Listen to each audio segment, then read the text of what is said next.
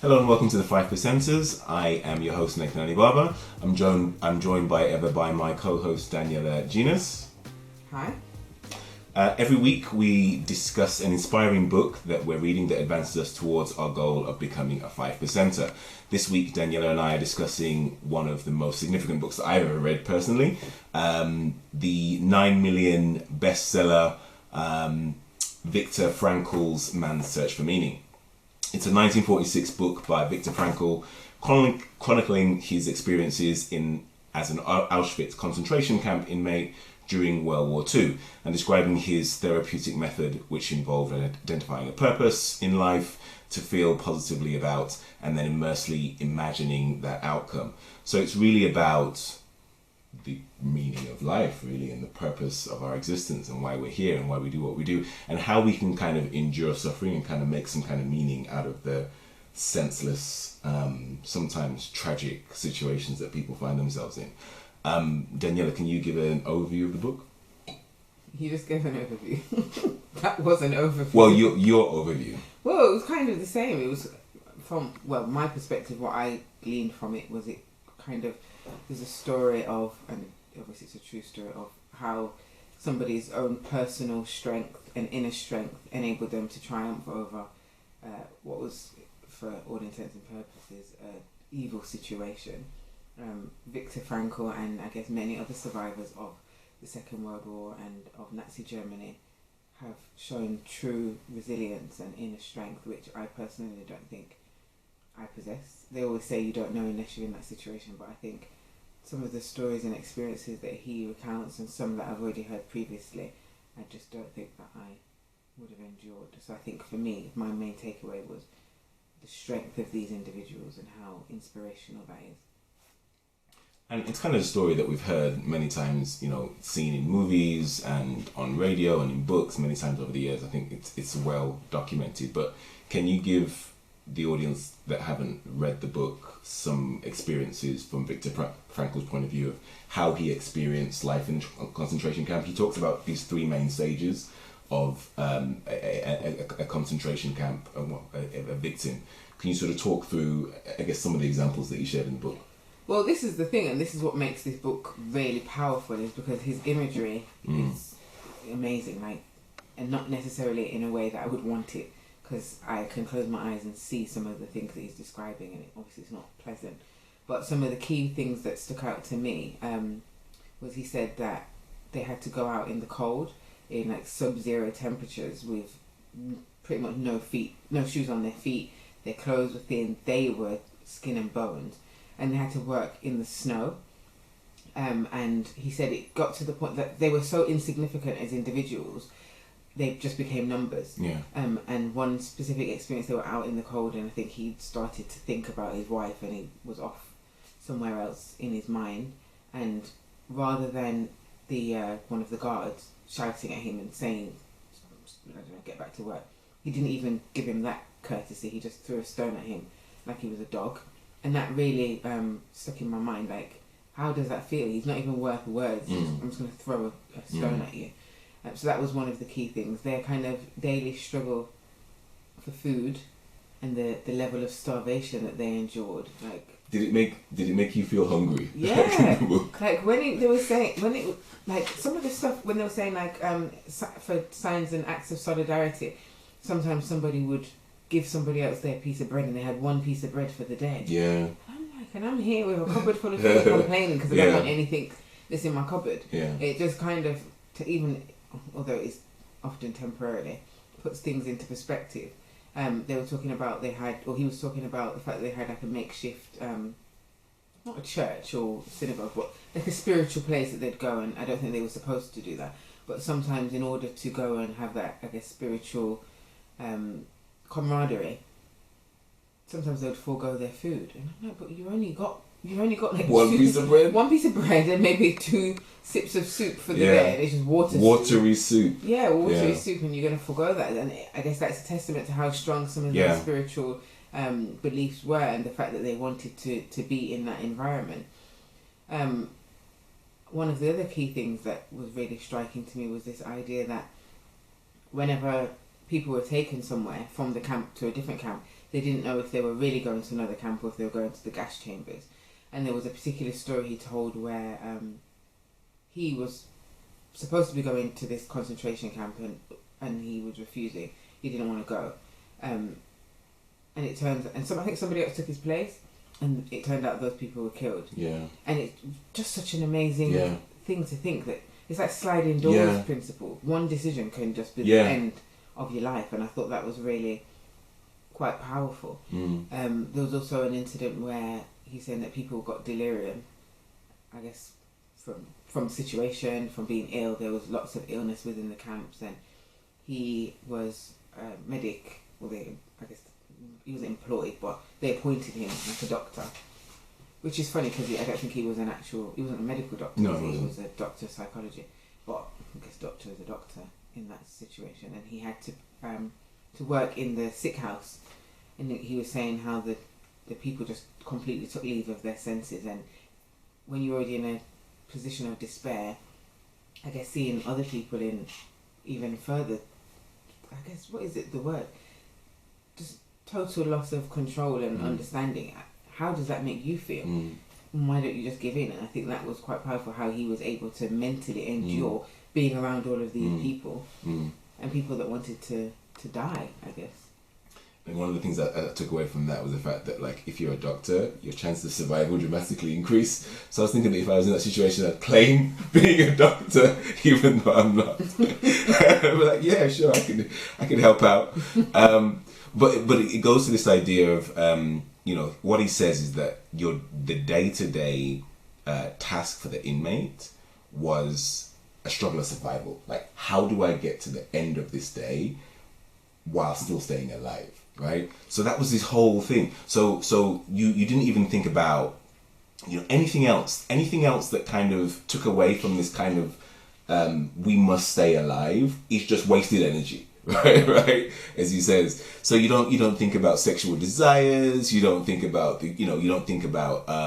anything else that kind of can take you away from focusing on how do I appease the guard. How do I make sure he doesn't beat me or kill me? How do I make sure that I can get enough food to get me to the end of the day?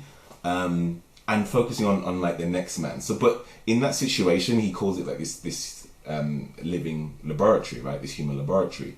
You really get a sense of humanity. What do people do when they're tested? And that's really the thing for me that I've taken away from this. Like, the main thought in the book, from my perspective, is how we as human beings can actually make sense of suffering and pain. And one of the quotes in the book that I really like is, to live is to suffer, to survive is to find meaning in the suffering. And if there is a purpose to life at all, there must be a purpose to suffering and dying. What are your thoughts on that? See, and this is why I think I'll die for that sentence there, because if I have no confirmation that I'm going to survive, which they didn't. They didn't know if they were going to survive. They didn't know if even if they did survive, if everybody else that they never met was dead. So then also, what's the point in survival? I'm not going to be able to find understanding. But you will. How? If I know that there's an end date.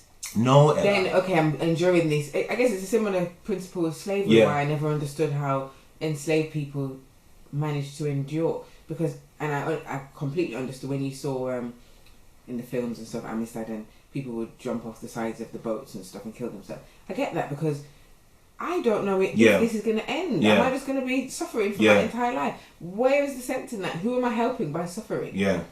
But some people do kill themselves, and some people endure. Some people find a meaning to say, you know what, I'm going to survive this, and I'm going to make some sense and meaning out of it. And I think, like, there's while there's life, there's hope, right? He talks about there's a paraplegic in the book who was paralyzed from the neck down, and even though he went through despair and suffering when he first got paralyzed, this guy found tremendous meaning in his life. He started learning, reading. He's, he found so much more sense in his life than most of us do that have all the, abilities in the world. Being a quadriplegic or a paraplegic is very different to being in a concentration camp or slavery, because you can still do.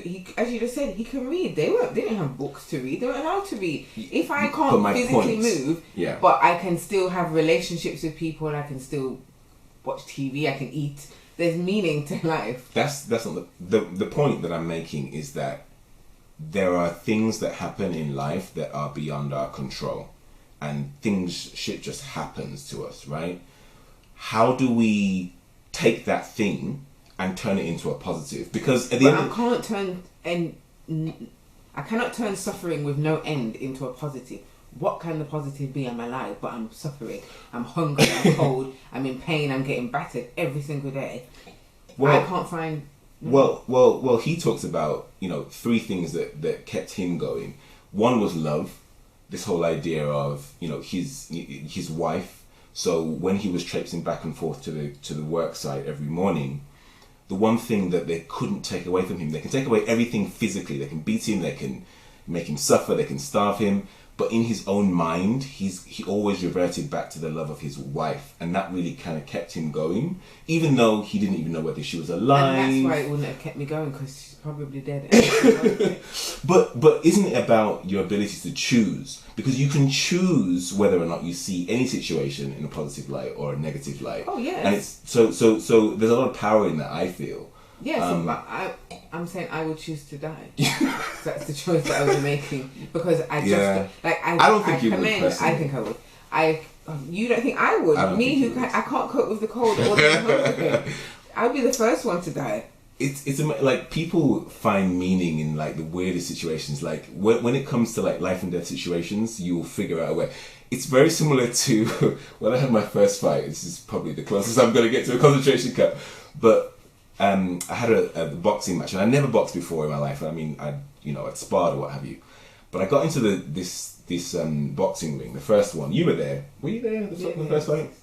Yes. And this guy hit me. This guy, the first time he hit me, I was like, "Wow, I'm on my own." Yeah, and I don't have the tools to survive this. Like, how am I gonna survive this? 9 minutes? Really? But 9 minutes? That when you saw it in my face? You can see it. No, you did. So in that situation, it's like, okay, you have to choose now. You have to decide. Yes, that's 9 minutes. Do you lie on the ground and like just take it, or run away, or do you do something about it? No, but and that's really a test. But this is my point. That's why I like boxing, by the way.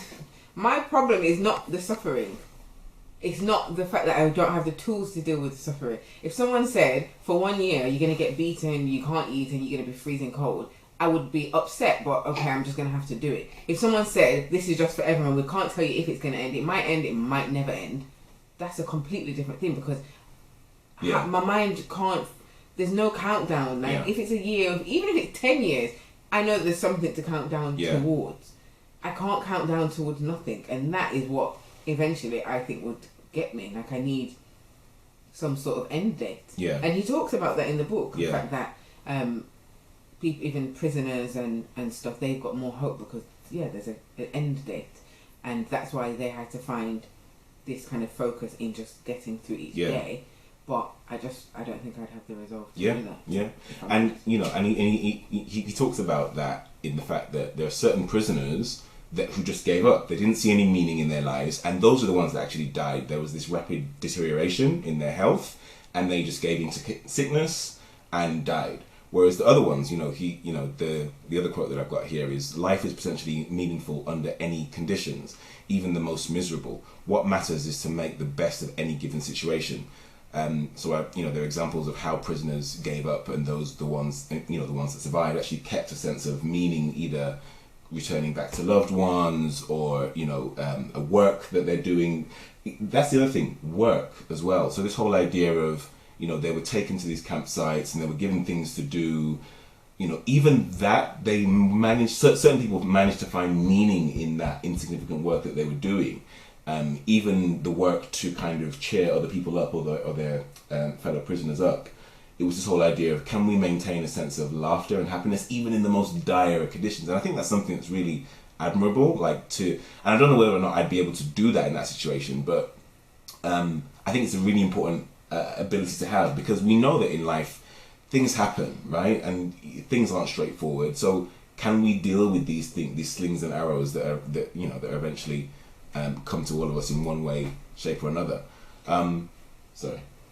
Oh no, it was my fault. I got it in. I was going to say one of the really interesting things that I found was this concept of there being good and bad on both In sides. everyone, yeah. The fact that some of the prisoners, Yeah. or the victims of the concentration camp, were appointed as kind of the head honchos. He gives them Yeah. a name. I've forgotten what the name is. But Capos. Capos, that was it.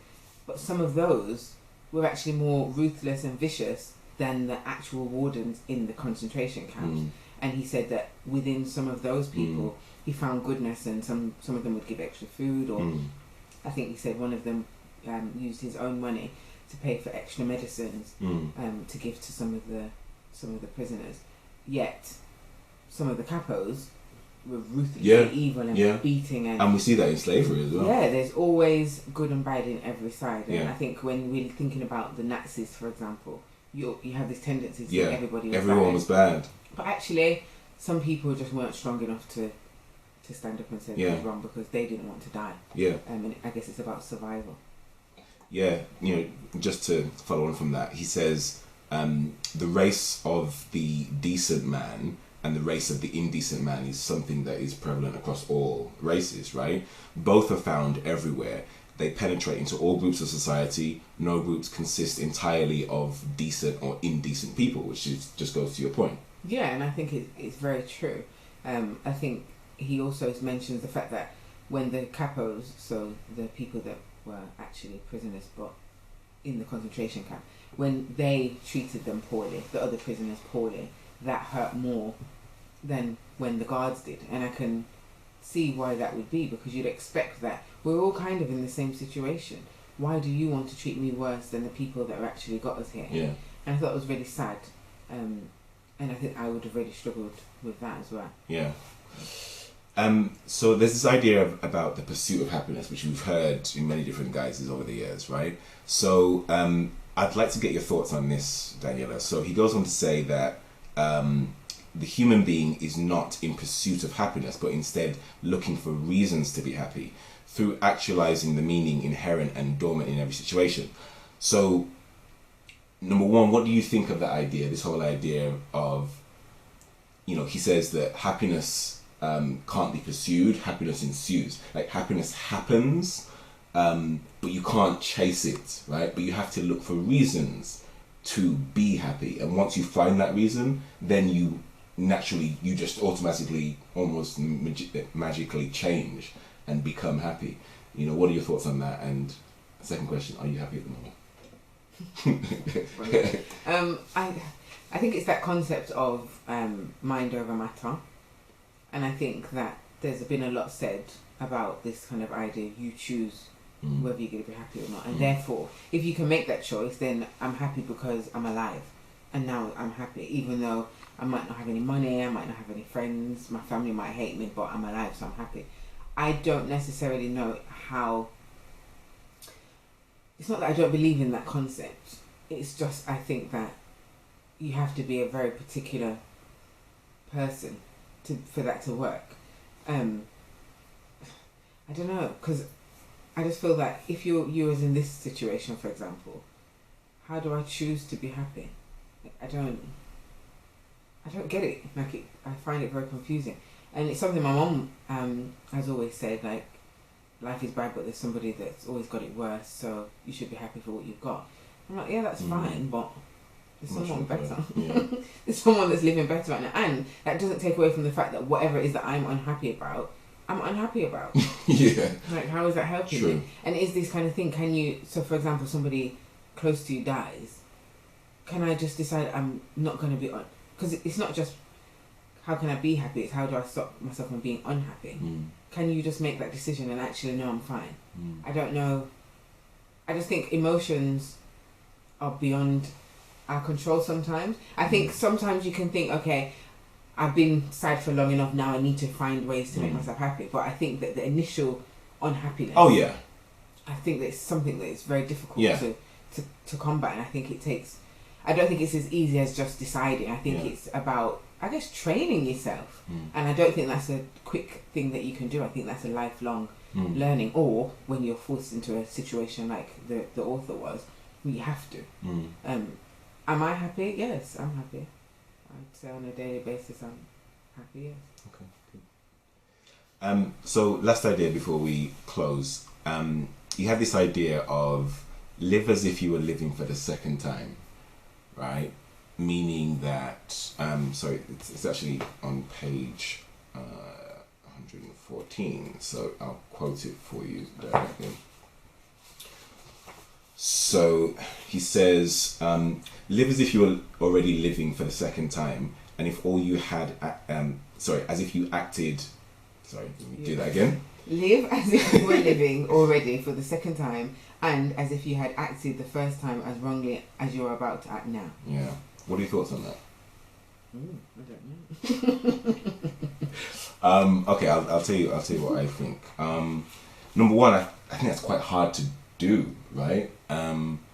So you have to live as if this is the second time that you're living, and the thing that you're about to do now is almost assume that the thing you're about to do is going to be wrong. So how do you change what you're going to do now, assuming that it turned out badly the first time that you did it, right?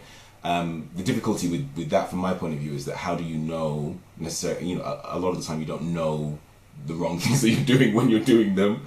Number one, but I think I think at the same time, there's this. My uncle, always says that, always try and do the right thing, and that's something that I've always tried to do. But it's, certain situations sort of make that sort of very, very difficult. But I think once you live, and there's almost this kind of this sense, and whether it's a sixth sense, or whether it's this whole idea of intuition. I think sometimes we know what is the right thing to do certain times, but I think we kind of use our logic on our rational brain to kind of override the way that we initially feel about a situation, and that sometimes gets us into problems when we kind of overthink things. Whereas I think if we go with the initial gut reaction of our intuition, I think that always points us in the right direction. You may disagree with that. I do disagree with that. Okay. I think that there are some people that inherently, and I've had a few debates about this with friends of mine. I think there's some people that just inherently are bad. As it says. Yeah, I think some people are just bad to the core, and they don't get that instinct to tell them what is right or wrong because they just don't care. I think for the average person that is just normal, I think the problem with society at the moment is we're very much about self and fulfilling what we want and what suits us. And it's that, as opposed to overthinking, that I think gets us into trouble. If you considered every action that you took and how that impacts other people, we'd probably be living in a much better world. My way of living, especially recently in the last few years, is if there's something I'm about to do that I'm going to have to apologise for, I'm not doing it. And if I've done something and didn't realise, then I'm apologising for it. And one of the key things that I find very difficult to deal with is people that don't apologise for the bad things that they've done, because people make mistakes, but that doesn't mean that you shouldn't apologise for them. So if you're trying to live your life